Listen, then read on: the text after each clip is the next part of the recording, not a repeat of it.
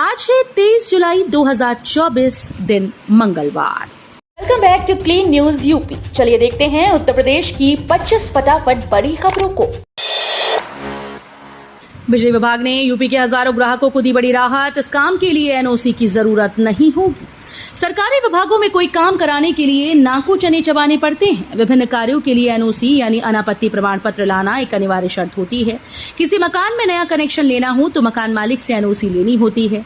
कोई मकान खरीदने पर नया कनेक्शन लगवाने या पुरानी बिजली कनेक्शन पर अपना नाम चढ़वाने के लिए भी एनओसी मांगी जाती है। अब इस एनओसी से यूपी के बिजली विभाग यानी उत्तर प्रदेश पावर कॉर्पोरेशन ने राहत दे दी।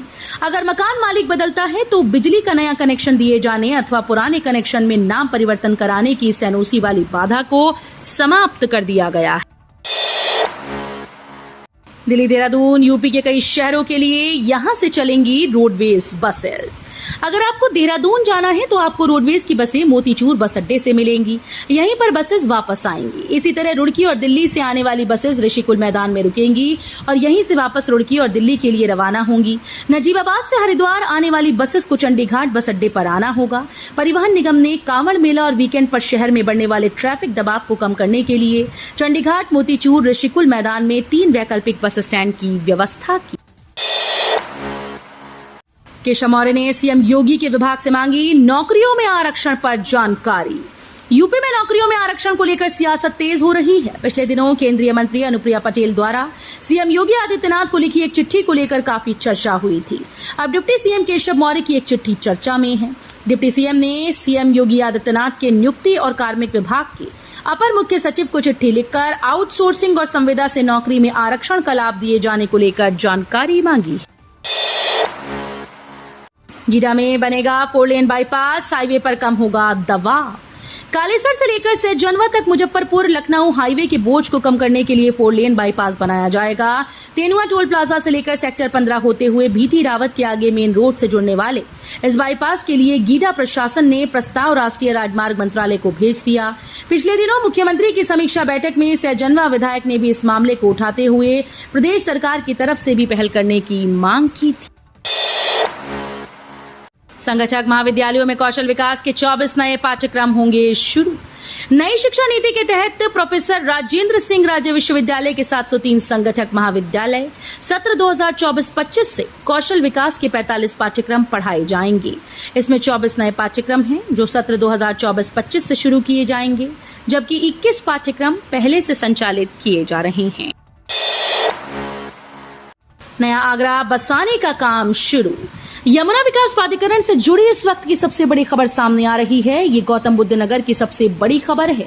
अब यमुना विकास प्राधिकरण नया आगरा शहर बसाने जा रहा है। इसको लेकर यमुना विकास प्राधिकरण के मुख्य कार्यपालक अधिकारी डॉक्टर अरुणवीर सिंह ने घोषणा कर दी है। उन्होंने बताया कि तीसरा फेज आगरा होगा। ये 27 गांव की जमीन पर बसाया जाएगा। इसका मास्टर प्लान तैयार करने की जिम्मेदारी स्काई ग्रुप को दी गई। यूपी में लंबी दूरी के 2 एक्सप्रेसवे को आपस में जोड़ेंगे कई छोटे लिंक एक्सप्रेसवे। प्रदेश की सत्ता संभालने के बाद बीते 7 साल में मुख्यमंत्री योगी आदित्यनाथ के दिशा निर्देश में यूपी में ईवे का लंबा जाल बिछ चुका है। इसके साथ ही लिंक ईवे और संपर्क ईवे की भी बड़ी श्रृंखला प्रदेश में कायम हो रही है, जिसके जरिए छोटे जनपदों को भी बड़े ईवे के साथ जोड़ा जा रहा है। जनता दर्शन में सीएम योगी ने दिलाया भरोसा, मेरे रहते मत करें चिंता, सबकी समस्या का कराएंगे समाधान। मुख्यमंत्री योगी आदित्यनाथ ने जनता दर्शन में आए लोगों को आश्वस्त किया कि उनके रहते किसी को चिंता करने की जरूरत नहीं। हर हाल में सबकी समस्या का समाधान कराया जाएगा। ये उनकी सरकार की प्राथमिकता है। हर मामले में प्रभावी कार्रवाई सुनिश्चित की जाएगी। जिनके पास पक्का आवास नहीं है उन्हें पीएम सीएम आवास योजना से मकान मिलेगा। जिन्हें इलाज की आवश्यकता है उनके मुकम्मल इलाज की व्यवस्था की जाएगी। सरकारी कर्मचारियों के आरएसएस की शाखाओं में जाने पर लगा प्रतिबंध हटाना ठीक नहीं, ये राजनीतिक निर्णय। बसपा सुप्रीमो मायावती ने सरकारी कर्मचारियों के राष्ट्रीय स्वयंसेवक संघ की शाखाओं में जाने पर लगे प्रतिबंध को हटाने का विरोध किया। उन्होंने कहा कि ये निर्णय देशहित से परे और राजनीति से प्रेरित है। सरकारी सहायता प्राप्त निजी विद्यालयों के कर्मचारी भी पेंशन के हकदार, 4 माह में लाभ देने का आदेश। इलाहाबाद हाईकोर्ट ने कहा कि 1964 की पेंशन नियमावली के दायरे में आने वाले राजकीय वित्तीय सहायता प्राप्त निजी विद्यालयों के कर्मचारी भी पेंशन पाने के हकदार हैं।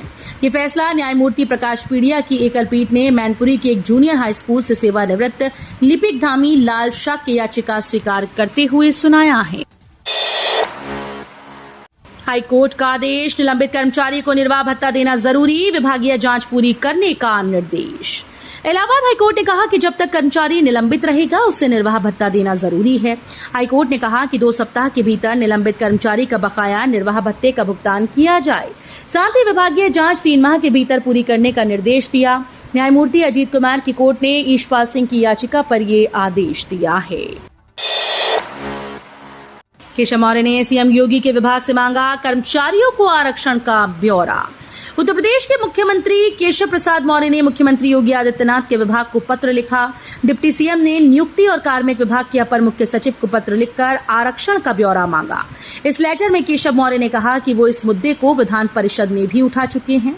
मुख्यमंत्री योगी आदित्यनाथ के नियुक्ति और कार्मिक विभाग के अपर मुख्य सचिव को पत्र लिखकर केशव प्रसाद मौर्य ने आउटसोर्सिंग या संविदा पर काम कर रहे कुल कर्मचारियों का ब्यौरा मांगा है। नोएडा से कनेक्ट होगी ये मेट्रो, लाखों लोगों को होगा फायदा। देश भर में चल रहे सभी मेट्रो प्रोजेक्ट को पूरा करने के लिए काम तेजी से हो रहा है, जिससे जल्द से जल्द लोग मेट्रो सेवा का फायदा उठाएं। इसी बीच नोएडा सेक्टर 62 यानी नोएडा इलेक्ट्रॉनिक सिटी से साहिबाबाद मेट्रो स्टेशन तक जाने वाली मेट्रो प्रोजेक्ट ने भी काम में तेजी पकड़ ली। इस प्रोजेक्ट की डीपीआर जीडीए वीसी अतुल वत्स की ओर से प्रशासन को भेज दी गई है। कोविड काल में तैनात कर्मचारियों ने डिप्टी सीएम के आवास का किया घेराव।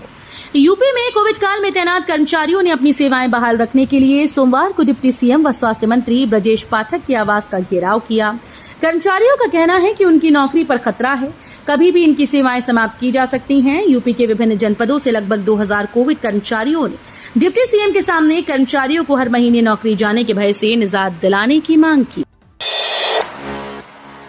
नोएडा में किसानों को मुआवजा न देने से 2250 प्लॉट की आवंटी 11 साल से अधर में लटकी। नोएडा प्राधिकरण ने सुप्रीम कोर्ट के आदेश के बावजूद 43 किसानों को 1.25 साल बाद भी मुआवजा नहीं दिया। इसके अलावा 145 में करीब 2250 आवंटियों को प्लॉट देने का मामला फंसा हुआ है। ये आवंटी करीब 8 साल से प्लॉट पाने का इंतजार कर रही हैं। नोएडा प्राधिकरण ने वर्ष 2008 से 13 के बीच बेगमपुर, मंगरौली, छपरौली, मोहियापुर, गुलावली, लखनावली, आली, नाथुपुर आदि गांव के किसानों की जमीन का अधिग्रहण किया था। भगवामय हुई काशी, सावन के पहले सोमवार को लाखों भक्तों ने किया जलाभिषेक। शिव की नगरी काशी सावन के पहले सोमवार को भगवामय हो गई। हर चौक, चौराहे, तिराहे पर भक्तों का जमावड़ा रहा। कांवड़ियों ने विधि विधान से काशी विश्वनाथ मंदिर पहुंचकर बाबा का जलाभिषेक किया। शिविर के माध्यम से शिव भक्तों की सेवा भी की गई। उन्हें नाश्ता और जलपान की व्यवस्था दी गई। वहीं रूट डायवर्जन होने के बावजूद शहर के प्रमुख इलाके जाम की चपेट में रहे। यमुना प्राधिकरण की scheme hit. Noida international airport के पास घर बनाने के लिए यमुना विकास प्राधिकरण की आवासीय प्लॉट योजना में 17 दिनों के अंदर 37,645 लोग आवेदन कर चुके हैं। इनमें 13,705 लोगों ने प्लॉट की कुल कीमत का 10% हिस्सा भी जमा करा दिया। 5 अगस्त तक योजना के तहत आवेदन किए जा सकेंगे। वित्तीय वर्ष 2024-25 में जीडीपी 6.5 से 7% रहेगी। आर्थिक सर्वे में सरकार ने जताया अनुमान। वित्त मंत्री निर्मला सीतारमण ने वित्तीय वर्ष 2023-24 का आर्थिक सर्वे सोमवार को सदन में पेश किया। इस आर्थिक सर्वे में सरकार ने वित्तीय वर्ष 2024-25 के दौरान देश की वास्तविक जीडीपी या वृद्धि दर 6.5 से 7% रहने का अनुमान जताया है।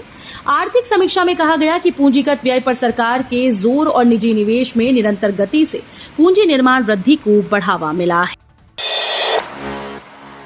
कांवड़ यात्रा रूट में दुकान मालिकों का नाम लिखने पर सुप्रीम कोर्ट ने रोक लगाई। योगी को बड़ा झटका। सुप्रीम कोर्ट ने उत्तर प्रदेश में कांवड़ यात्रा मार्ग पर होटल, ढाबा, रेस्तरां, फल और खान पान की दुकानों पर मालिक का नाम लिखने के योगी आदित्यनाथ सरकार के आदेश पर अंतरिम रोक लगा दी है। सुप्रीम कोर्ट के 2 जज जस्टिस ऋषिकेश रॉय और जस्टिस SVN भट्टी की बेंच ने NGO association of protection of civil rights की याचिका पर नाम लिखने के आदेश पर अंतरिम रोक लगाते हुए राज्य सरकार को नोटिस जारी किया। इंदिरा गांधी कला केंद्र को मिलेगा नया रूप, नोएडा प्राधिकरण ने शुरू की तैयारी। सेक्टर 6 स्थित इंदिरा गांधी कला केंद्र जल्द ही एक नए अवतार में नजर आएगा। नोएडा प्राधिकरण ने इस प्रतिष्ठित सांस्कृतिक स्थल के आंतरिक सौंदर्यीकरण की योजना तैयार कर ली है, जिसके तहत इसे आधुनिक ऑडिटोरियम की तर्ज पर नए सिरे से संवारा जाएगा। प्राधिकरण इसी महीने टेंडर जारी करने की योजना बना रहा है।